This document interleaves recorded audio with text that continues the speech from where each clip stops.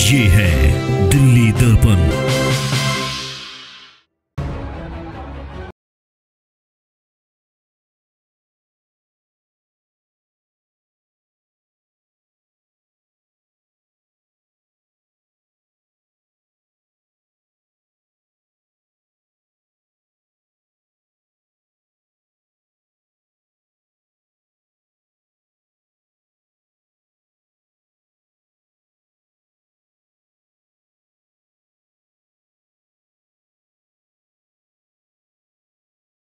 नमस्कार, दिल्ली दर्पण टीवी देख रहे हैं आप।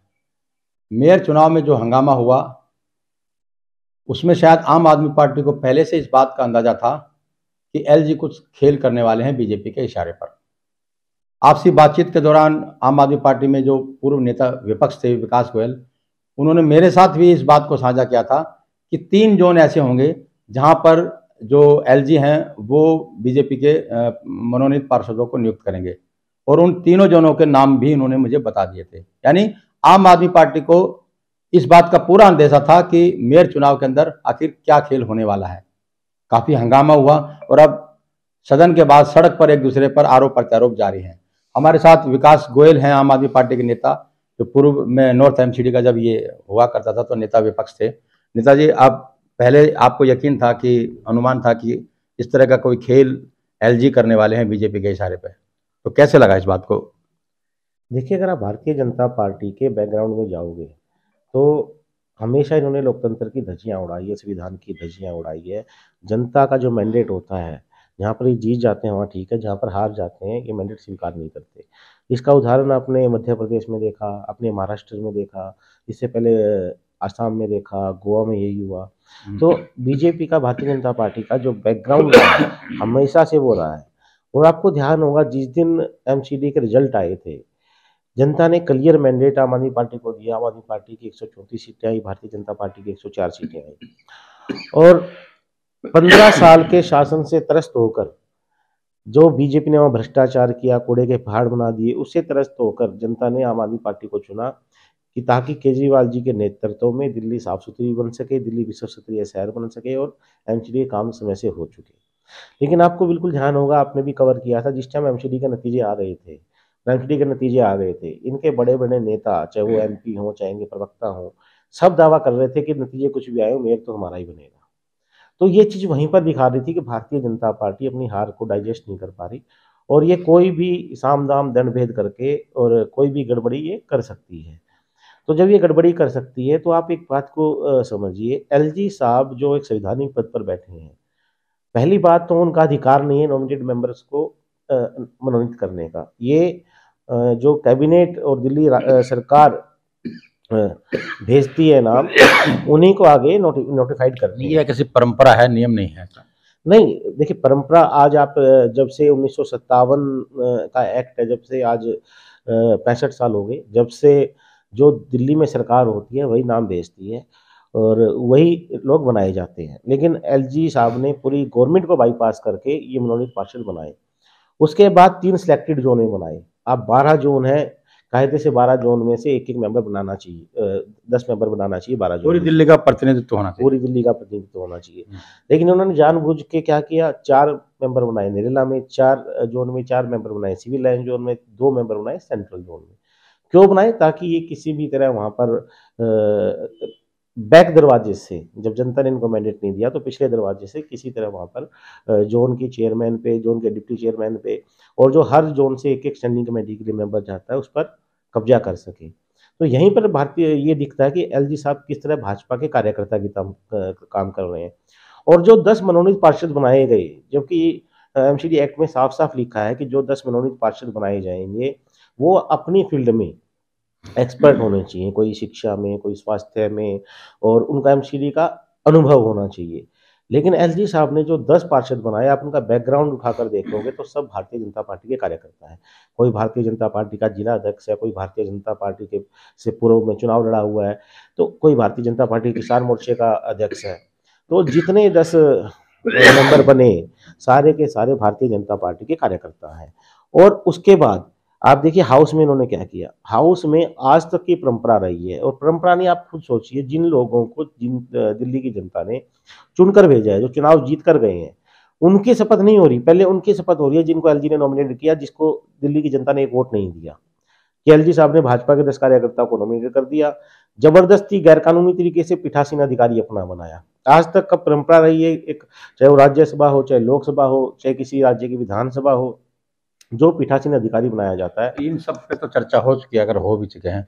आपको अंदाजा था कि क्या खेल करने वाली है और इसमें कांग्रेस बीजेपी का साथ देने वाली है? नहीं, बिल्कुल, मैंने आपको कहा ना, जब ये बार-बार चिल्ला रहे थे मेयर हमारा बनेगा, और जब इन्होंने एल्डरमैन की शपथ पहले कराने की कोशिश की, तो उससे साफ एक ज़ाहिर हो गया था कि ये जो नॉमिनेट मेंबर है, जो एल्डरमैन है, उनको वोटिंग का राइट देना चाहते हैं, और उनको वोटिंग का राइट देकर ज़बरदस्ती सत्ता में आना चाहते हैं, जो दिल्ली की जनता ने मैंडेट नहीं दिया। तो वो उसी टाइम साफ हो गया था जब इन्होंने पहले एल्डरमैन की शपथ करानी चाहिए, पहले नॉमिनेटेड मेंबर की शपथ करानी चाहिए, तो उसी टाइम ये साफ हो गया था। और फिर जिस तरह से एलजी साहब ने मनोनीत पार्षदों को सिर्फ 3 जोनों से नॉमिनेट किया, उससे साफ ज़ाहिर होता है कि भारतीय जनता पार्टी अपनी हार को पचा नहीं पा रही, और किसी भी तरह उन्होंने पहले हमारे पार्षदों को तोड़ने की कोशिश की, पैसे से तोड़ने की कोशिश की, धमका के तोड़ने की कोशिश की, लेकिन हमारा एक ही पार्षद जो मेरा सवाल ये है कि क्या आपको ऐसा भी अनुमान था कि कांग्रेस बीजेपी को फायदा पहुंचा सकती है या उनके पाले में जा सकती है? नहीं, देखिए, इसमें अनुमान की बात ही नहीं है, तो साफ था ना। आप सोचिए कि कांग्रेस ने ये फैसला लिया कि हम वॉकआउट करेंगे हाउस से, और उसके 2 घंटे बाद जो कांग्रेस की नाजिया दानिश है, जो कि कांग्रेस की लीडर ऑफ हाउस है, जो 9 मेंबर बने उसमें उनको लीडर बनाया गया है, उसको 2 घंटे बाद एलजी साहब ने हज कमेटी का सदस्य बना दिया। जबकि हज कमेटी बिना शपथ लिए? बिना शपथ लिए, जब तक कि उन्होंने अभी तक भी उन्होंने शपथ नहीं ली, अभी तक भी नॉमिनेटेड मेंबर नहीं है। तो कायदे से जो एमसीडी में पार्षद होता है, उसको एक को बनाया जाता है। अभी तक शपथ नहीं ली, तो टेक्निकली वो पार्षद नहीं है। दूसरा, आज तक ये भी परंपरा भी रही है, और संवैधानिक रूप से भी ये फाइल भी दिल्ली गवर्नमेंट मूव करती है, और एलजी इसको नोटिफाई करता है। इसमें भी सारी दिल्ली गवर्नमेंट को बाईपास करके कांग्रेस के पार्षद को उन्होंने हज कमेटी का सदस्य बनाया। कांग्रेस ने इसके बदले वॉकआउट किया। तो साफ दिख रहा है, दिल्ली की जनता को दिख रहा है कि कांग्रेस किस तरह से, बीजेपी और कांग्रेस मिलकर काम कर रहे हैं, किस तरह जो जनता का मैंडेट है उसको स्वीकार नहीं कर पा रहे, उसको जनता के फैसले को बिल्कुल भी स्वीकार नहीं कर पा रहे। तो इससे तो साफ जाहिर होता है कि बीजेपी और कांग्रेस मिलकर जो खेल खेल रहे हैं, ताकि फिर वही दिल्ली बैकडोर से हम खाली हज की बात नहीं है, और भी कोई लालच दिया होगा कांग्रेस को, कोई पैसे का लालच दिया होगा, जैसे कि आपके नेता भी लगाते हैं आरोप कि 50-50 लाख रुपए पार्षदों को दिए गए हैं, या कोई और पद किसी जोन में, जोन चेयरमैन, डिप्टी चेयरमैन, इस तरह का पद का भी कोई लालच दिया होगा? नहीं, देखिए, ये तो बात हमारे को बिल्कुल कांग्रेस के और बीजेपी के अंदरूनी सूत्रों ने बताया कि सब पार्षदों को 50-50 लाख दिए गए, 4.5 करोड़ रुपए कांग्रेस के लोगों को दिए गए हैं। दूसरा, जहाँ तक बात है चेयरमैन और डिप्टी चेयरमैन बनाने की, तो भारतीय जनता पार्टी अपनी सत्ता में बचाने के लिए एमसीडी में किसी भी हद तक गिर सकती है। वो कांग्रेस का चेयरमैन भी बना सकती है, कांग्रेस का डिप्टी चेयरमैन भी बना सकती है। क्यों? उनको जोन से अपना स्टैंडिंग कमेटी का सेंट्रल जोन एक ऐसा जो सेंट्रल जोन एक ऐसा जोन है जहां पर सत्ता की चाबी कांग्रेस के हाथ में है, क्योंकि बराबर बराबर है इस समय, जब मनोनीत करने के बाद आम आदमी पार्टी और बीजेपी के। नहीं, मैं तो पहले ही कह रहा हूँ, जिस हिसाब से इन्होंने कांग्रेस के लोगों को पैसे दिए, जिस तरीके से कांग्रेस के लीडर हाउस को हज कमेटी का सदस्य बनाया, तो संभव हो सकता है कि वहाँ भी इन्होंने कांग्रेस के चेयरमैन और डिप्टी चेयरमैन बनाने का सौदा बदले किया में हो। एक स्थायी मेंबर ले लें वहाँ से। हाँ, बिल्कुल। तो क्योंकि स्टैंडिंग कमेटी के मेंबर लेके किसी तरह स्टैंडिंग कमेटी पर कब्जा करना चाहते हैं, ताकि एक पैरेलल गवर्नमेंट एमसीडी में चला सकें, क्योंकि इनको पता है मेयर इनका नहीं बनेगा। अच्छा, आपको तो पूरा भरोसा था कि कांग्रेस की मजबूरी समझ लीजिए या विचारधारा के नज़दीक समझ लीजिए, वो बीजेपी के पास नहीं जाएंगे, आम आदमी पार्टी के पास जाएंगे, खासकर उस स्थिति में जब सभी के सभी जो सदस्य हैं ज़्यादातर वो मुस्लिम कम्युनिटी से आते हैं, जो बीजेपी की तरफ जाते ही नहीं हैं। मजबूरी, बहुत बड़ी मजबूरी, जब तक कोई ना हो तो भरोसा टूट गया। अब आगे क्या? नहीं, देखिए, हमारा भरोसा नहीं टूटा, उन्होंने जनता का भरोसा तोड़ा है। पहली बार जनता ने जिस उम्मीद से उनको चुन के भेजा था, उन्होंने जनता का भरोसा तोड़ा है। और आगे जहाँ तक बात है, देखिए, आज भी हमारा मेयर और डिप्टी मेयर बन रहा है, उसमें कोई किंतु परंतु नहीं है। लेकिन हम इस बात को कि जो संविधान है, देश संविधान से चलना चाहिए। आज मैं रहूँ, आप रहूँ ना रहूँ, आप रहो ना रहो, देश का संविधान जिंदा रहना चाहिए, और ये संविधान की लड़ाई है। आम आदमी पार्टी ने हाउस में भी संविधान की लड़ाई लड़ी, आज सड़कों पे भी हम संविधान की लड़ाई लड़ रहे हैं। और आपके चैनल के माध्यम से भी मैं एलजी साहब से अपील करता हूँ कि एलजी साहब, जिस आप कुर्सी पर बैठे हैं वो बड़ा संवैधानिक जिम्मेदारी का पद है, संवैधानिक दायित्व का पद है, तो आप वहाँ पर बैठकर बीजेपी के कार्यकर्ता की तरह काम ना करके जो संविधान में लिखा है, जो संविधान ने आपको आपके लिए जो करने का लिखा है, आप संविधान के अनुसार कीजिए, आप बीजेपी कार्यकर्ता की तरह काम मत कीजिए। जब आपके पार्टी के कुछ शीर्ष नेताओं की कांग्रेस के आला कमान नेताओं से भी कोई बात हुई हो, और अब जब इस प्रकरण के सामने आने के बाद कोई इस बात पर चर्चा हुई है कि वो आम आदमी पार्टी का साथ दे सदन में? नहीं, देखिए, इस बारे में मुझे जानकारी नहीं है। इस बारे में तो पार्टी के शीर्ष नेतृत्व भी आपको बता पाएगा।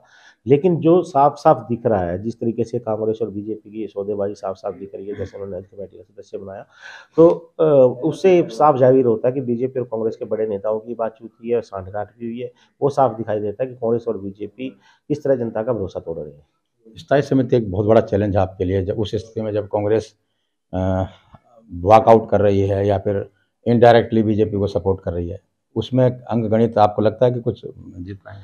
देखिए, मैं कह रहा हूँ ना कि हम संविधान की लड़ाई के लिए लड़ रहे हैं, और हमने आज भी कल भी प्रदर्शन किया एलजी साहब के यहाँ, और एलजी साहब से एक अपील की है कि आप जब आप कह रहे हैं कि मैं संविधान के अनुसार काम कर रहे थे, तो आप एक ऑफिशियली बयान क्यों नहीं देते पब्लिक में आके? जब आप रोज चिट्ठियां लिख सकते हो अरविंद केजरीवाल जी को, मनीष सिसोदिया जी को, एक आप ऑफिशियल बयान आके जारी कीजिए कि नॉमिनेटेड मेंबर वोट नहीं करेंगे।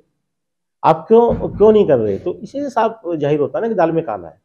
कोई कह रहे हैं कि ऐसा कहीं नहीं लिखा कि नॉमिनेटेड वोट नहीं कर सकते। ये संविधान करते नहीं है, लेकिन ऐसा कहीं नहीं लिखा कि कर नहीं सकते। बिल्कुल लिखा है।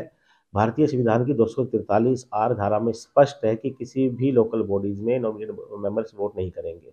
उसका जो डीएमसी एक्ट है एमसीडी का, उसकी 3B1, उसमें बिल्कुल साफ-साफ शब्दों में लिखा है कि कॉर्पोरेशन की मीटिंग में नॉमिनेटेड मेंबर वोट नहीं कर सकते। ये बात एलजी साहब भी अच्छी तरह जानते हैं, भारतीय जनता पार्टी के नेता भी अच्छी तरह जानते हैं। लेकिन वो संविधान को संविधान की धज्जियां उड़ाकर ये काम करना चाहते हैं। इसलिए आज इस जो 6 तारीख को हाउस था, आज 4-5 दिन बीतने के बावजूद आम आदमी पार्टी बार-बार कह रही है कि एलजी साहब एक बयान जारी करें कि नॉमिनेटेड मेंबर वोट नहीं करेंगे। लेकिन ये क्या एलजी साहब की मजबूरी है? क्यों एलजी साहब इतने संवैधानिक कार्य कर रहे हैं कि वो लेटर लिख रहे हैं, डेली ट्वीट कर रहे हैं, सब कुछ कर रहे हैं, लेकिन एक बार भी ये नहीं कह रहे कि नॉमिनेटेड मेंबर वोट नहीं करेंगे। उससे आप समझ सकते हैं कि इस तरह एलजी साहब काम कर रहे हैं बीजेपी के कार्यकर्ता की तरह। इस तरह तो ये माना जाए कि अब जब भी सदन होगा दोबारा से, जब तारीख आएगी, तो नॉमिनेटेड लोग तो वोट करेंगे, क्योंकि एलजी साहब आपको कोई जवाब दे नहीं रहे हैं कि नहीं करेंगे, ये भी नहीं कह रहे हैं। और उस स्थिति में क्या कोई डर है कि कहीं जो बीजेपी लोग दावा कर रहे हैं कि उनका मेयर होगा, स्थायी समिति में वो लोग जीत जाएंगे? हमें देखिए किसी बात का डर नहीं है। मैं बार-बार क्या कह रहा हूँ, हमें इस बात का डर नहीं है कि मेयर हमारा बनेगा, डिप्टी मेयर हमारा बनेगा, हमें पक्का पता है कि हमारा ही बनेगा। मैं बार-बार आपको कह रहा हूँ, ये संविधान को बचाने की लड़ाई है। अगर आप इस तरह करेंगे तो आगे के लिए आप गलत परंपरा स्थापित कर रहे हैं। आगे के लिए जब आप संविधान के अनुसार नहीं चलोगे, तो फिर देश के संविधान की अगर आप इज्जत नहीं करोगे, तो आज तो दिल्ली में एमसीडी में हो रहा है, कल को किसी राज्य में आप ऐसा करेंगे, कल को आपकी जहाँ भी एमएलए कमाए, आप वहाँ फिर घुमा फिरा के आज आपने 10 नॉमिनेटेड मेंबर बनाए, कल को आप कहोगे 20 बना देंगे, कल को आप कहोगे 30 बना देंगे। जब आप संविधान की अगर इज्जत ही नहीं करोगे, तो फिर आप कुछ भी कर सकते हो। देखिए, आपको पूरा भरोसा है कि कहीं कोई दिक्कत नहीं है, तो ऐसे में हाउस न चलने देना कहाँ तक सही है? मतलब अगर वो कुछ गलत कर रहे हैं तो जाएंगे, जनता के बीच में जाएंगे, कोर्ट में जाएंगे, बहुत सारे रास्ते हैं। सदन को न चलने देना और मेयर न चुन पाए, ऐसी स्थिति पैदा कर देना, ये कहाँ तक ठीक है? स्वामी जी, आप मेरी बात को समझ नहीं पा रहे। मैं बार-बार आपको बता रहा हूँ कि ये लड़ाई संविधान को बचाने की लड़ाई है। ये लड़ाई ये नहीं है कि मेयर हमारा बनेगा, डिप्टी मेयर हमारा बनेगा, वो पता है बनेगा। ये लड़ाई संविधान को बचाने की लड़ाई है। आज एक संविधान से बाहर जाके आज आप एक ये काम कर रहे हैं, कल को आप कहोगे 10 और हम नॉमिनेटेड मेंबर कर रहे हैं, आपको किस बात का डर है? कल को आप कहोगे 10 और कर रहे हैं, आपको किस बात का डर है? अभी स्थिति तो वैसी की वैसी ही है, और आपका जो डर है या जो भरोसा है वो भी ऐसा ही है कि वो नॉमिनेटेड वोट पार्षद वो वोट डालेंगे। तो अब जब दोबारा से तारीख आएगी, तब क्या स्टैंड लेने वाले आम आदमी पार्टी? नहीं, मैं कह तो रहा हूँ नॉमिनेटेड मेंबर वोट डालेंगे, उसी पे तो हमारा विरोध है। कल भी हमने सड़क पे धरना किया, और ये हमारा विरोध, ये हमारा संघर्ष जारी रहेगा। आपके विरोध की और आपकी सबकी चिंता कहीं हो रही हो, चर्चा कहीं हो रही हो, कोई असर पड़ रहा हो, ऐसा दिखाई तो नहीं दे रहा? नहीं, आज नहीं तो कल दिखाई देगा। हमारा संघर्ष तो जारी रहेगा। संविधान के बचाव के लिए, संविधान की रक्षा के लिए हमारा संघर्ष बिल्कुल जारी रहेगा, जब तक कि एलजी साहब ये खुद नहीं कहते कि नॉमिनेटेड मेंबर वोट नहीं करेंगे। कोई ऐसी उम्मीद भी है कि कांग्रेस आपका साथ दे दे अब दोबारा? देखिए, कांग्रेस साथ दे ना दे, अभी उस मुद्दे पर मैं नहीं जा रहा। अभी सबसे पहले ये बात है कि इस देश के संविधान की, जो संविधान में लिखा है, एलजी साहब उसकी इज्जत करें और एलजी साहब बाहर आकर मीडिया के थ्रू या लेटर लिख के ये स्पष्ट करें कि नॉमिनेटेड मेंबर वोट नहीं करेंगे। अगर ऐसी संभावनाएं नज़र नहीं आती आपकी, जो आपकी बात मानते हो वो नज़र नहीं आ रहे हैं, तो फिर वही हंगामा होगा। देखिए, अब क्या होगा ये भविष्य बताएगा, वक्त बताएगा कब हाउस की तारीख आती है, कब नहीं आती। लेकिन मैंने जैसे आपको कहा, हमारा संघर्ष इसके पर लिए जारी रहेगा, चाहे हमें जनता के बीच जाकर घर घर जाके बात उठानी पड़े, सड़क पे बैठना पड़े। हमारा संघर्ष ये सदन में भी जारी रहेगा, सड़क पर भी जारी रहेगा। जो भी काम हो संवैधानिक तरीके से। कांग्रेस से कुछ बात हो रही है? नहीं, अभी हमारी कोई बात नहीं हो रही, बाकी शीर्ष नेतृत्व।